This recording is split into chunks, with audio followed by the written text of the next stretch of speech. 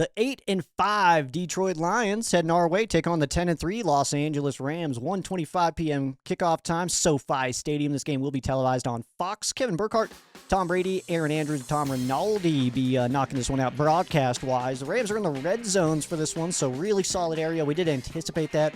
This is your Fox game of the week. Even with Fox having the doubleheader this week, absolutely awesome that the Rams getting a very, very large area. A lot of people getting some soul and royal fed to your television screens, and you're welcome for it. That's pretty good stuff.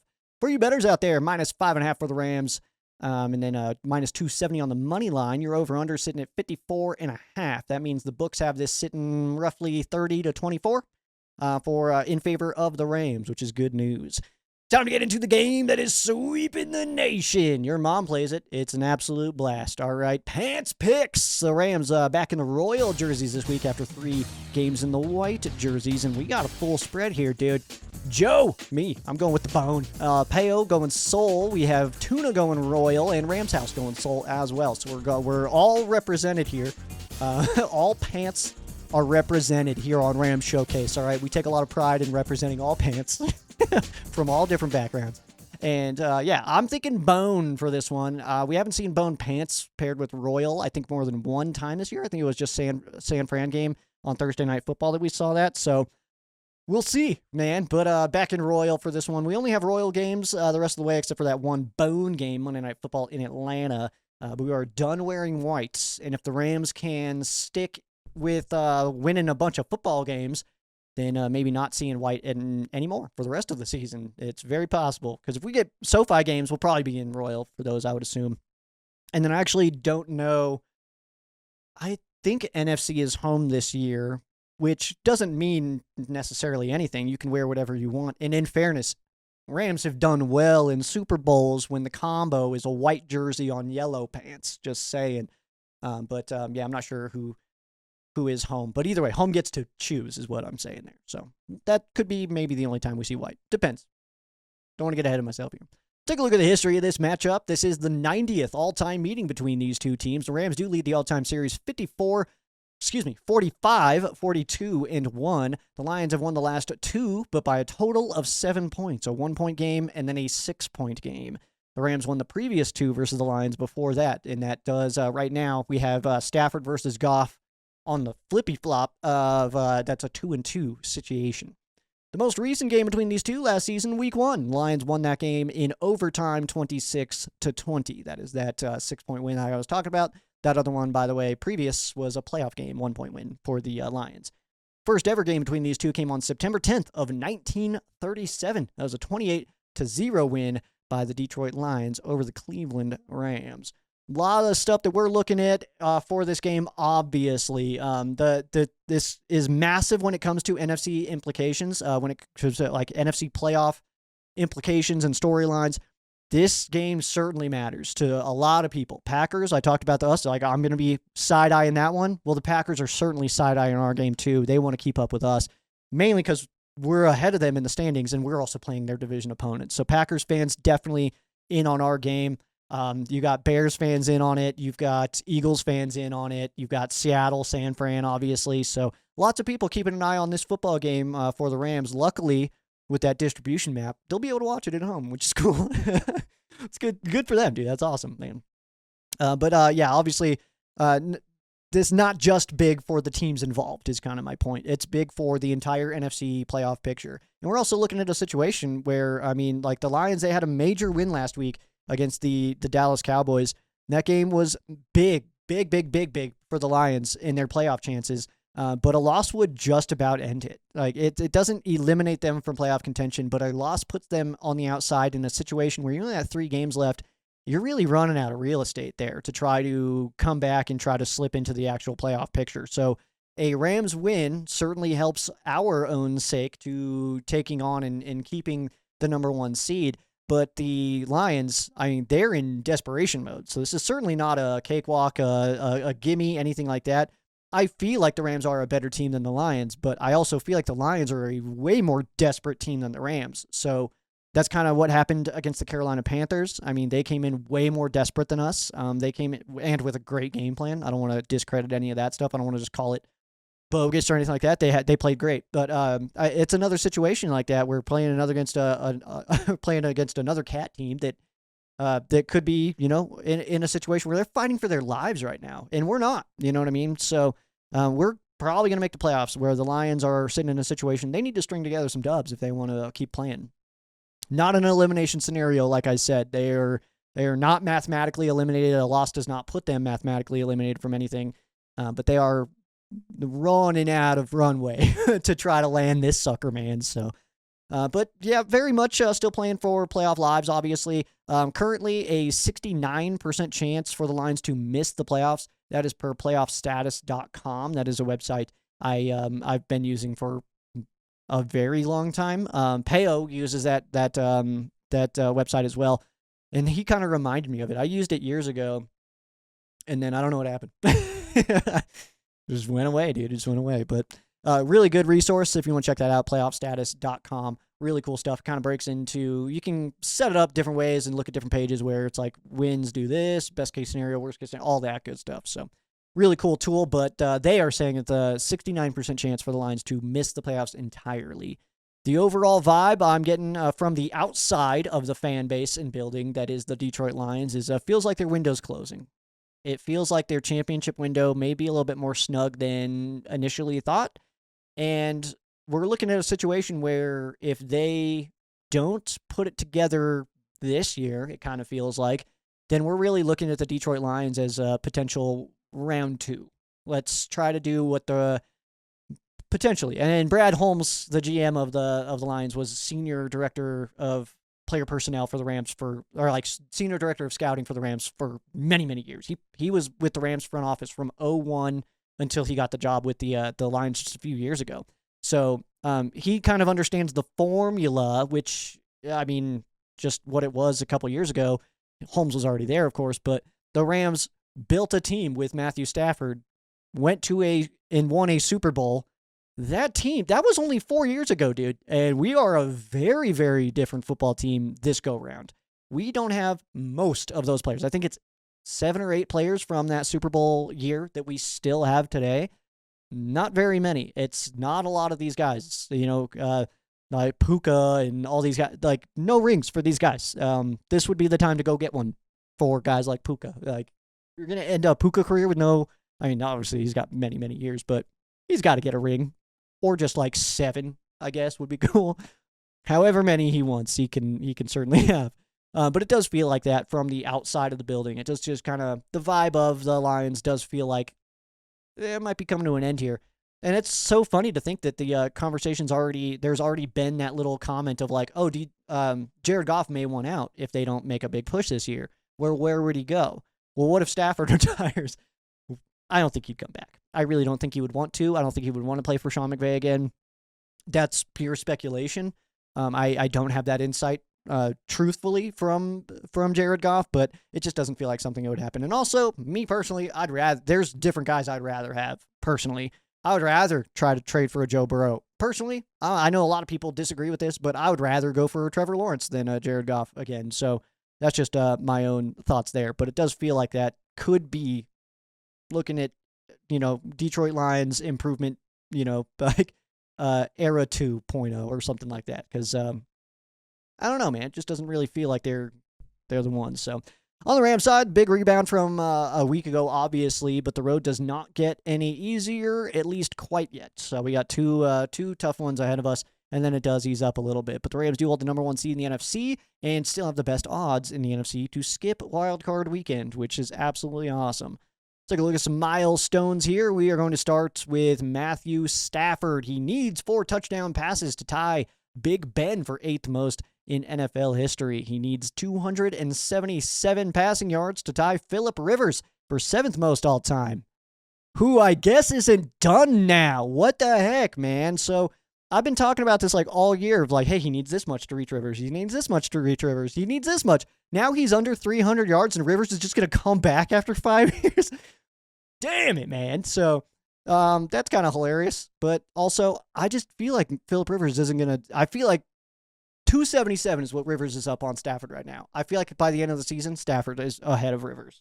I'll just put it that way. All right. But that is so funny that Rivers, like, he gets close and he's like, nah, I gotta stack this up a little bit, man. Like, can't be getting beat like that. He is 925, Stafford does, to tie Big Ben for sixth most all time, who I'm pretty sure is still done and not coming back. But the way that the Steelers quarterback situation looks like, that may not even be true, which is crazy. Also, next up is Rodgers in fifth. So that does mean with Philip Rivers returning that with three of the top eight, three of the top eight quarterbacks in passing yards in NFL history are active right now. Golden era, dude. Golden era. Absolutely love that. Let's see here. Stafford needs 87 passing yards to tie Jared Goff for fourth most in Rams history. Kind of poetic that gets to happen in a game against Jared Goff and the Detroit Lions. I do anticipate. I don't want to get too ahead of myself, but I do anticipate that that Matthew Stafford can throw for at least 87 yards this weekend. Currently third in passing touchdowns in Rams history with 130. Everett has 142, and Roman Gabriel has 154. Currently 12th in interceptions with 48.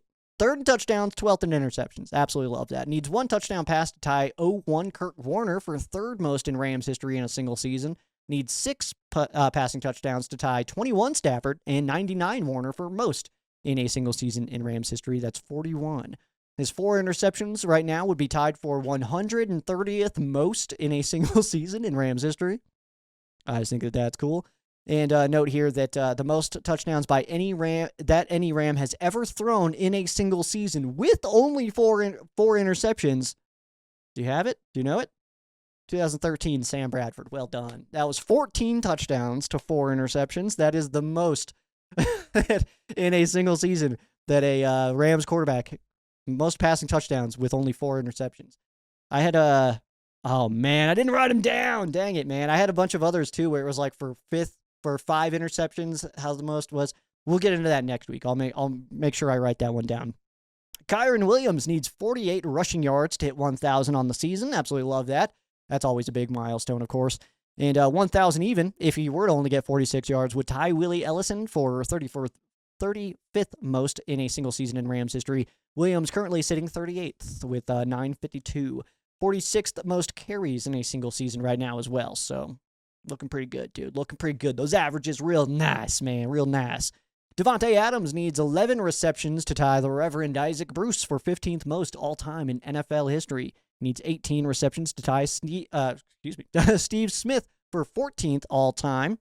That's a good one there. And needs 4 touchdown receptions to tie Larry Fitzgerald, 6th most all-time in NFL history. Same as last week, of course, as he didn't score last week. Needs 2 receiving touchdowns to tie 2021 Cooper Kupp. And 3 touchdown receptions to tie 51 Elroy Hirsch for Rams history, single season record there. So 3 would tie Davante Adams with the Rams record for most receiving touchdowns in a season. I also, by the way, I saw a post that's been going around on social media saying that Davante Adams has 20 receiving touchdowns this season. That is not true. He is at 14. The Rams record is 17. We would have talked about that. That would have been big news, right? Because that also would have been a while ago. And that would have been very impressive. So, not that Davante Adams isn't impressive, but just a note there for you. Puka Nacua, he reached 13th in Rams history in receptions, passing Jim Benton. Nacua's 93 receptions right now would be tied for 8th most in Rams history in a single season, tied with 06 Torrey Holt and 07 Torrey Holt. Consistency, dude. Love that. Also, anybody who watches or pays attention to the PFF grades last week, Puka Nacua scored the highest single-game PFF grade for a wide receiver in their history. Rather exciting stuff there. Take a look at some former Rams who are now on the Lions. Very short list, as it's only one outside of Brad Holmes in the front office. I didn't find any players outside of Jared Goff. Okay, maybe I only put one name here, and then I said 3, so that's good. Well, 2 so far.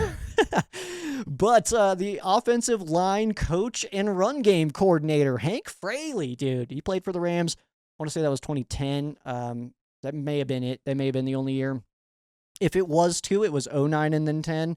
But I do remember Hank Fraley on that Rams offensive line. Very exciting stuff. And at least 2010. I feel very comfortable in at least that part of that information. So let's see here. That's it though. Jared Goff, obviously we know him. He's like top 4 in basically every Rams statistical passing category in their history. So obviously he was with the Rams 2016, number 1 overall, first draft pick with the Rams, returning back to Los Angeles. Terrible year 1 under Jeff Fisher. That's not a reasonable evaluation though. He played for Jeff Fisher. No shade intended, but I realize it's there. And then Sean McVay comes in. Dude went to a Super Bowl, man. I mean, took us 2018 against the Patriots. He didn't play well or anything, but he went, and that's better than a lot of other quarterbacks to say that year. So, so I don't know, man. I think that's pretty good. But yeah, let's get into the matchup here. We're going Rams offense going against that Lions defense.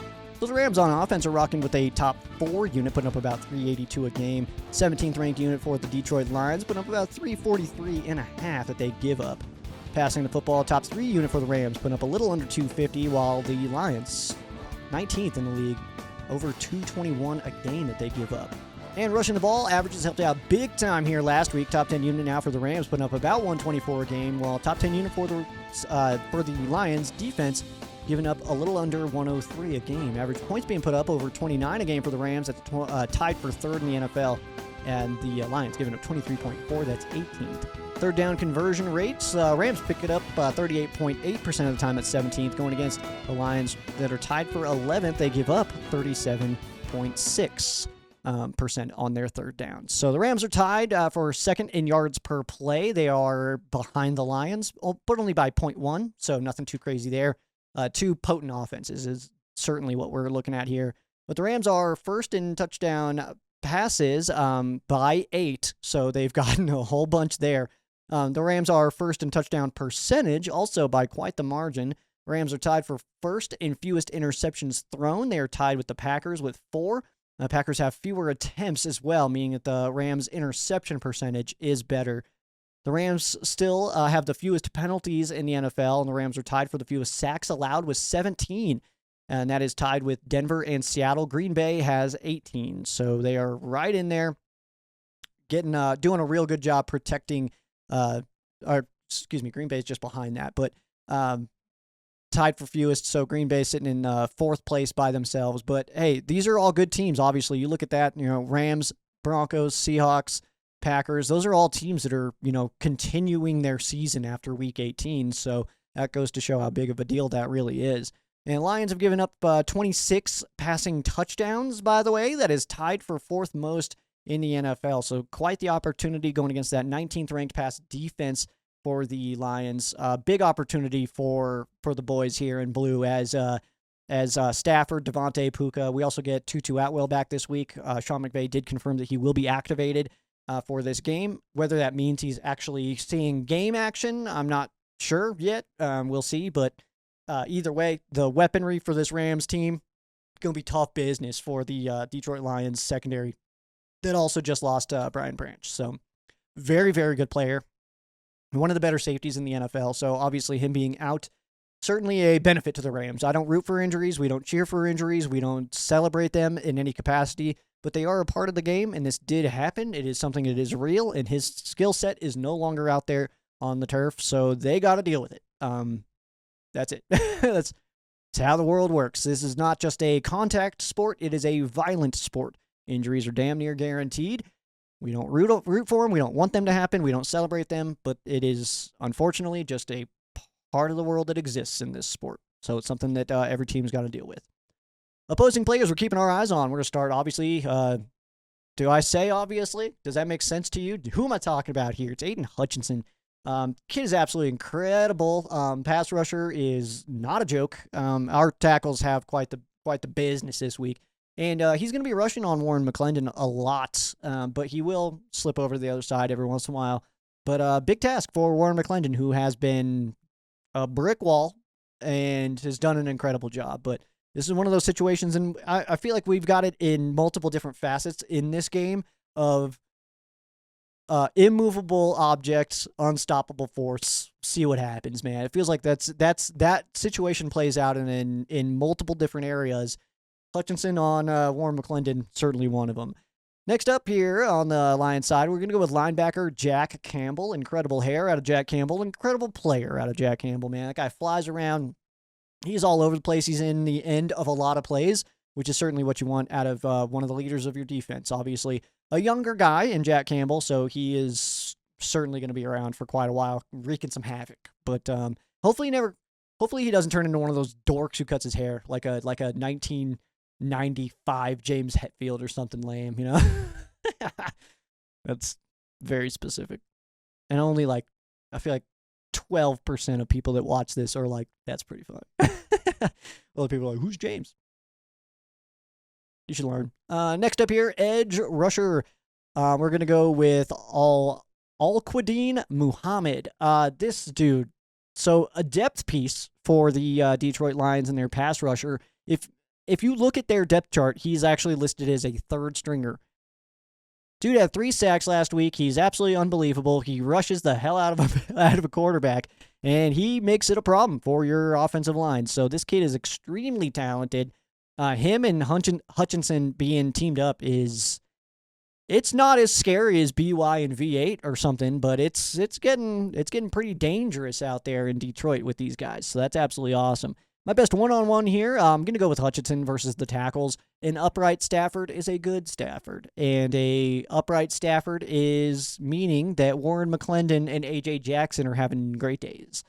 I don't know if the middle pass rush, getting into that A-gap and stuff like that is going to be a problem for the Rams protection-wise. The center, the middle of our offensive line with Steve, Coleman, and Kevin, obviously really solid front unit there. And it's not that the tackles aren't solid. It's just that they kind of deal with different kinds of players. So I'm just not sure that I see the threat from the Detroit Lions up front in the center it nearly as much as it is on the outside, because obviously Aiden and Al-Quadin out here. Crazy times, man. 3 to C for the Rams offensive side. I'm going to go with quarterback Matthew freaking Stafford, the assassin, man. This guy's absolutely unbelievable right now. 35-4 ratio. If that were to even out, could you imagine if it ends the season with 35 interceptions, dude? 35 touchdowns, 35 interceptions. You know the catastrophes that would need to happen? He'd probably get pulled. I mean, honestly, you throw 10 in a game, and it's like, all right, maybe get him out of there, you know? I don't think that's going to happen, obviously. Matthew Stafford is on quite the heater. He's playing unbelievable. Anybody else who's ever been in a situation in NFL history where they're looking at a 35-4 ratio, that's an MVP. I'll be honest, I don't really think it's as close as the books are even making it sound. I think that there's just no situation where you can be this early in December and know who your MVP is. I think that the books are kind of keeping other names involved just for drama purposes, because we kind of know that Matthew Stafford's MVP of this league. And sure, Drake May's having a good season. Sure, Josh Allen is having a really good season. Sure, Jordan Love's having a good season. Jonathan Taylor kind of fell off. I don't think that he's even going to be in that conversation. Not that he fell off, but like statistically speaking, it's clearly going to go to somebody else.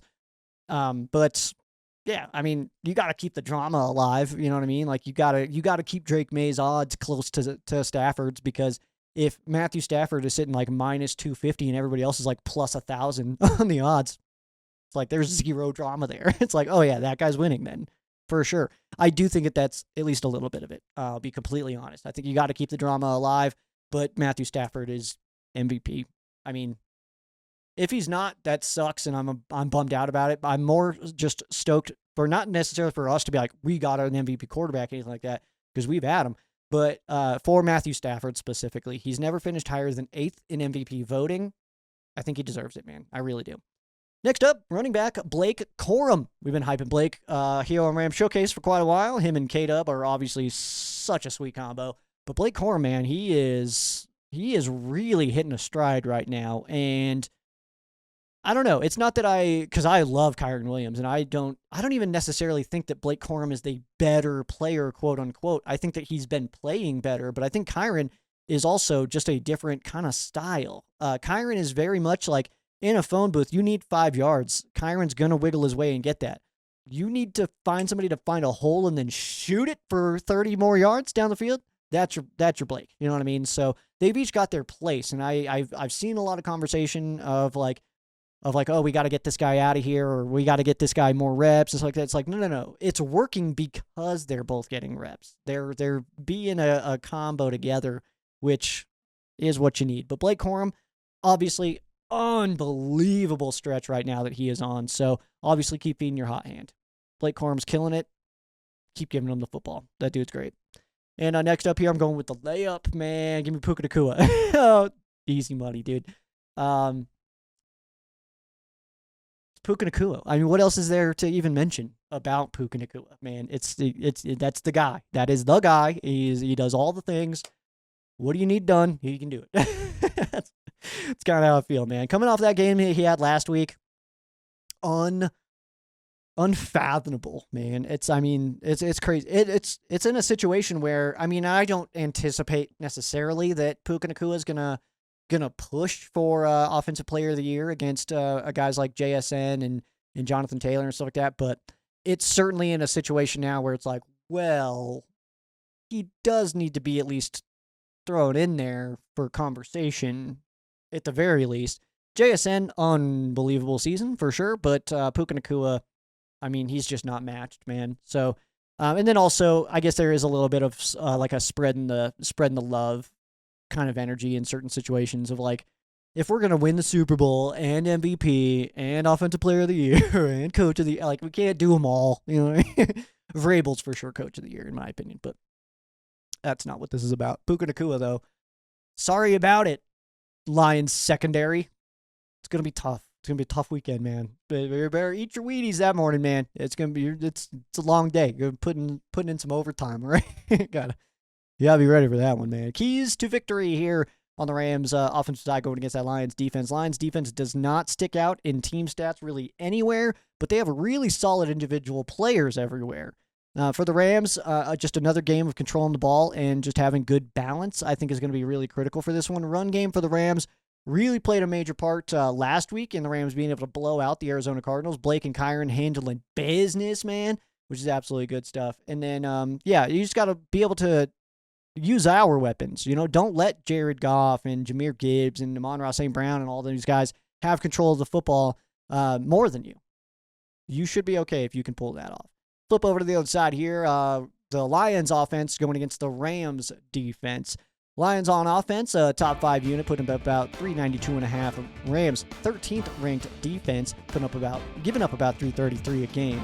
Rushing the ball, top 5 for the, passing the ball, top 5 for the Lions here, putting up about 243 a game, while the Rams sit middle of the road, 211.5. Running the ball, the top 5 unit again for the Lions, 135.8 that they put up a game. Rams are 11th against the run, 103.5.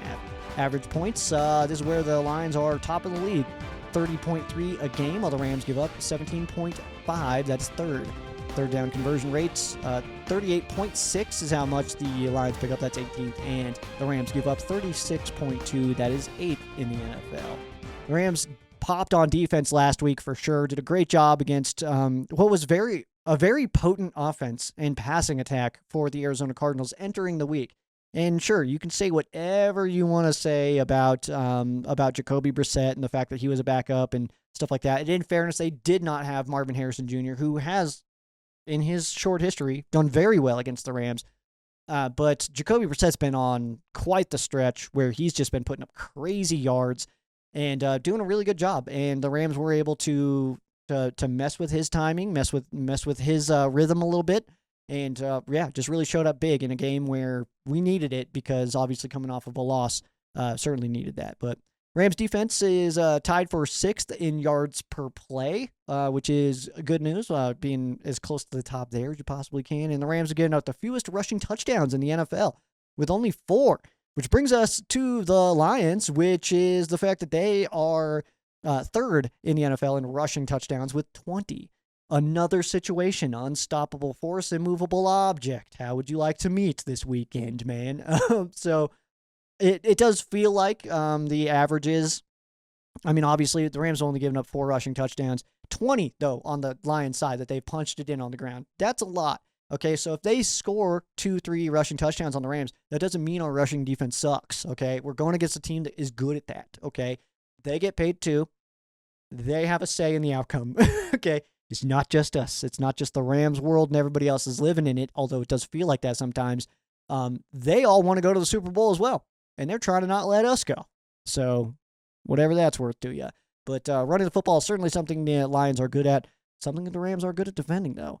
Lions are off of that big Thursday night win versus the Dallas Cowboys, so a little bit of a mini bye for the Detroit Lions here. They are also tied for fewest giveaways with only 8 on the season, so that is certainly something. Protecting the football is, I think, why they're still fighting to play past Week 18, where we're at in the season right now. They also have the 3rd fewest interceptions in the NFL.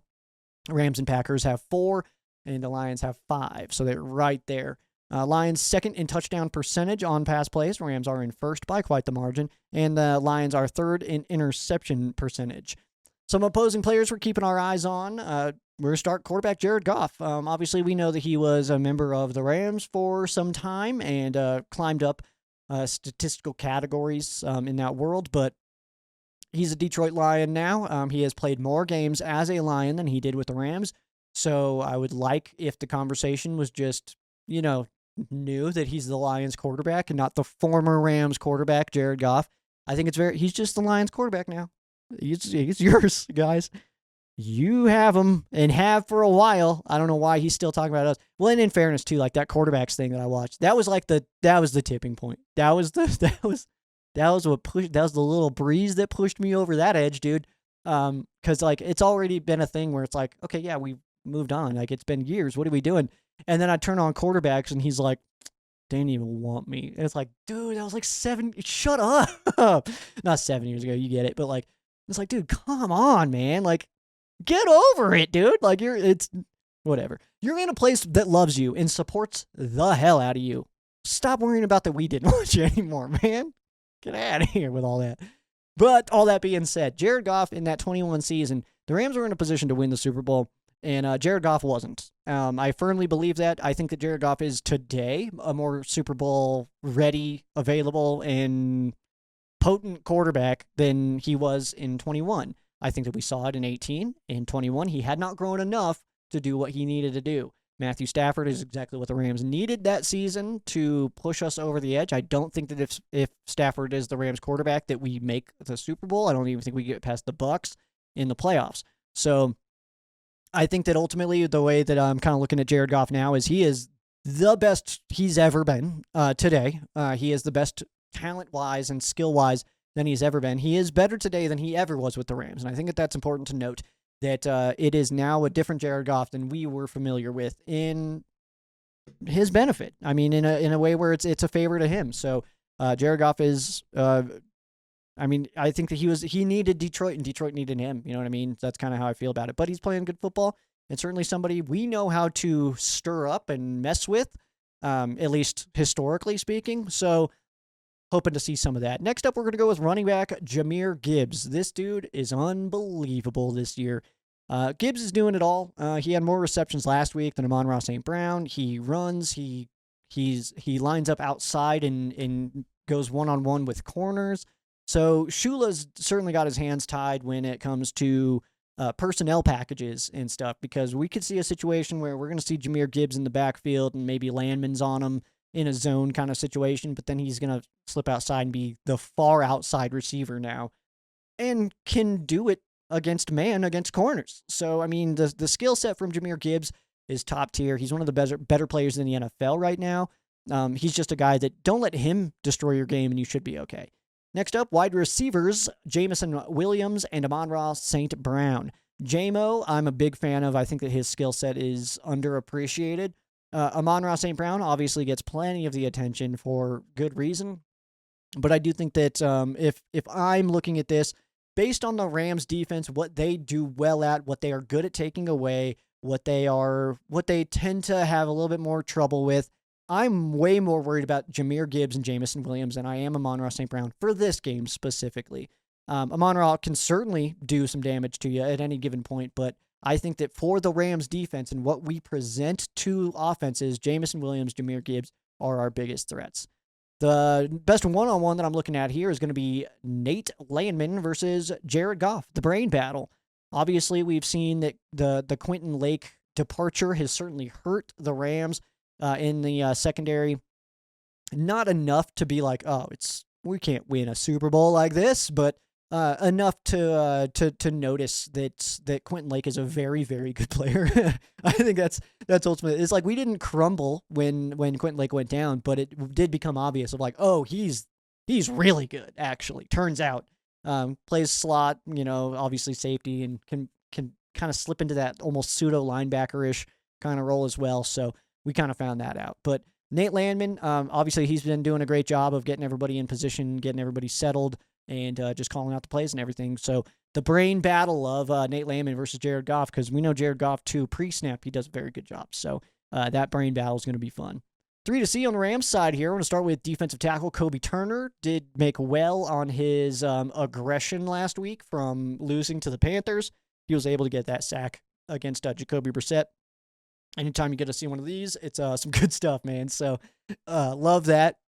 And Kobe Turner, man, he's just been, I feel like as the season's going on, every single week he seems a little bit more dominant, a little bit more run stuffy, a little bit more pass rushy. You know what I mean? Like he's just, I think that this year specifically, and right now, November, December, especially November, where we had one December game, that I'm seeing Kobe Turner get better every single week. And I love seeing that. If I can, very, very easily see oh, he is better today than he was then. He's better then than he was then. He's better then than he was then. That when you can see that very clearly, I'm a big, big, big fan of that. So Kobe Turner, who's already an incredible player, doing that right now, love to see it. Next up, safety Cam Curl. Cam Curl is all over the place. He's a tackling machine and solo tackles for Cam Curl like crazy.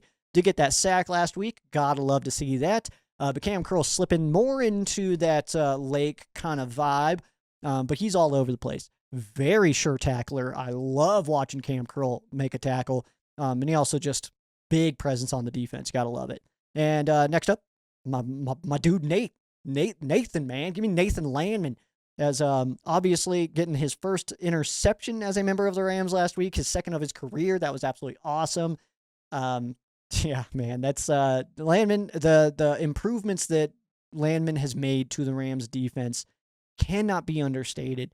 And I know that he's creeping up there in tackles. I'll have to look at the numbers because I know that I want to say that Bobby Wagner beat James Laurinaitis' record a couple years ago, the 22 season when Bobby Wagner was here. But I'll have to confirm that. We'll dive into that stat next week. But Nate Landman certainly racking up the tackles, and dude's all over the place. Keys for the Rams here on defense, mix the rush against Goff. We know that pressure can throw him off for sure, but we don't want to let him know where it's coming from. Stunts and late blitzes, I think, are going to be kind of your friend this week because if he takes the snap and he's looking this way and then he glances this way and Cam Curl's right here, we know what Jared Goff's going to do, and it's very good for us, okay? Gibbs also, like I said, he's unbelievable, man. He may very well have a big game, all right? Jahmyr Gibbs could legitimately have a big game. That very well may happen. I almost would call it likely, but maybe not, because I also really like our defense. He's just a guy that can do it at any point against anybody. But if Goff can't find a rhythm, I think we should be okay. If Gibbs is the one beating us and Goff can't figure anything out, then I think we're going to be okay. And my biggest one here is going to be run game.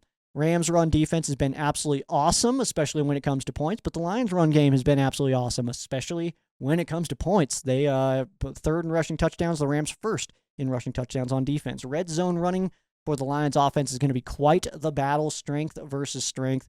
Absolutely fired up about it. We'll see what the Lions' game plan is when they get into the red zone because, I mean, as much as they're good at it and they've run 20 touchdowns, I mean, you get into the red zone, there is no room for you to run against this Rams team, and that's when the Rams are a lot more aggressive as well.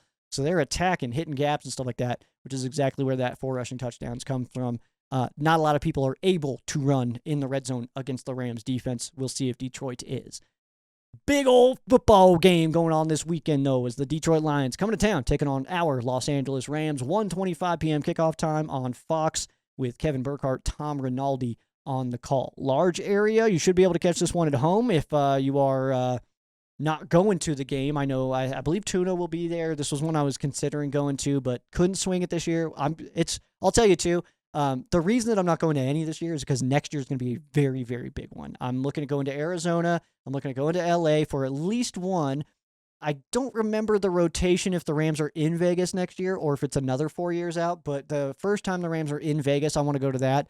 And then the Rams are in Denver too, which is just an hour up the road from my current apartment. So I'll certainly be at that. So that's why I'm not going to any this year, is because next year is going to be such a big one. So that's the thought process there. Let's see here. Tuna and the Sheriff will be obviously back on that.